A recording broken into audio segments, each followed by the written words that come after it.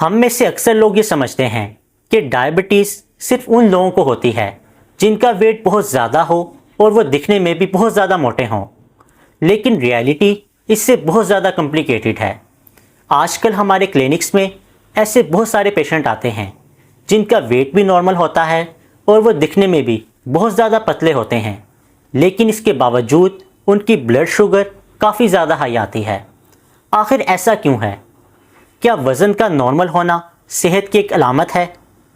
آج کی ویڈیو میں ہم بات کریں گے کہ پتلے لوگوں میں ڈائبٹیز کیسے ہو جاتی ہے۔ ویڈیو کا اینڈ تک ضرور دیکھیے گا۔ اکثر پیشنٹ یہ سوال پوچھتے ہیں، میں تو پتلا ہوں، پھر مجھے ڈائبٹیز کیسے ہو گئی؟ اس کا جواب ہے ایک میڈیکل کنسیپٹ ٹوفی میں۔ ٹوفی مینس تھن آؤٹ سائڈ فیٹی ان سائڈ۔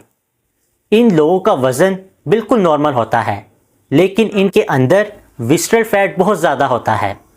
یہ وہ فیٹ ہے جو آپ کے آرگنز کے ارد گرد جمع ہوتا رہتا ہے، جیسے کہ آپ کا لیور، آپ کا پینکریاس اور آپ کی انٹسٹائن۔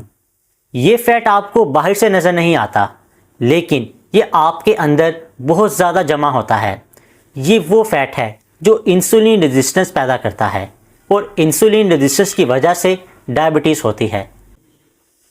اب سوال یہ ہے کہ ایسا ہوتا کیوں ہے؟ اس کے پیچھے 3 بڑی ریزنز ہیں، جس میں نمبر 1 ہے genetics. South Asian population Pakistan اور انڈیا میں دیکھا گیا ہے کہ یہاں کے لوگوں کی باڈی کنسٹیٹیوشن بہت زیادہ ڈیفرنٹ ہے۔ یہاں کے لوگ کم ویٹ پر بھی اپنے اندر بہت زیادہ وسرل فیٹ جمع کر سکتے ہیں، جبکہ یورپین اور امریکنز میں ایسا نہیں ہوتا۔ نمبر 2، مسل میس کی کمی۔ پتلے لوگوں میں مسل میس بہت زیادہ کم ہوتا ہے۔ ویورز یاد رکھیں، مسل ہماری باڈی کا شوگر کنزیوم کرنے کے لیے سب سے بڑا انجن ہے۔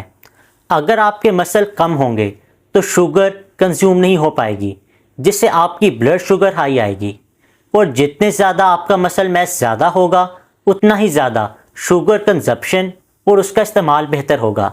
Number 3، hidden junk food.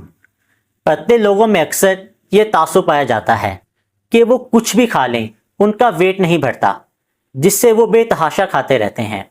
یہ بالکل رانگ کنسیپٹ ہے۔ اس سے بظاہر ان کا ویٹ تو نہیں بڑھے گا، لیکن ان میں وسرل فیٹ بہت زیادہ بڑھ جائے گا، جس سے ان کے آرگنز متاثر ہوں گے، جیسے کہ لیور اینڈ پینکریاس۔ اب سوال یہ ہے کہ اس سے بچنے کا طریقہ کیا ہے؟ Number 1، resistance training.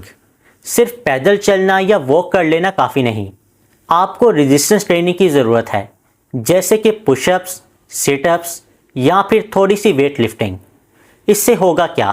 اس سے نہ صرف آپ کی شوگر کنزپشن بہتر ہوگی، بلکہ آپ کی باڈی مسل میس بھی بڑھائے گی، تاکہ شوگر کو زیادہ سے زیادہ کنزیوم کیا جا سکے اور انرجی پیدا کی جا سکے۔ Number 2، protein intake. اپنی پروٹین کا انٹیک زیادہ کریں تاکہ زیادہ سے زیادہ آپ کا مسل میس بن سکے۔ Number 3، routine check up. اگر آپ کا ویٹ بالکل نارمل ہے، لیکن آپ کی فیملی میں ڈائبٹیز کی ہسٹری پوزیٹیو ہے، مطلب آپ کے پیرنٹس یا آپ کے گرینڈ پیرنٹس میں ڈائبٹیز ہے، تو آپ کو اپنی شوگر ضرور چیک کروانی چاہیے۔ آپ اپنی فاسٹنگ شوگر بھی چیک کر سکتے ہیں اور اپنا 3 منتھس والا ٹیسٹ بھی، جسے HbA1c کہا جاتا ہے۔ تو دوستو، کنکلوژن یہ ہے، صحت کا تعلق آپ کے وزن سے نہیں ہوتا، بلکہ آپ کی باڈی کمپوزیشن سے ہے۔ خود کو ایکٹیو رکھیں اور اپنے مائنڈ سے یہ وہم بالکل نکال دیں کہ پتلے لوگ کچھ بھی کھا سکتے ہیں، انہیں کچھ نہیں ہوگا۔ یہ لانگ رن میں آپ کے آرگنز کو بہت زیادہ متاثر کرے گا۔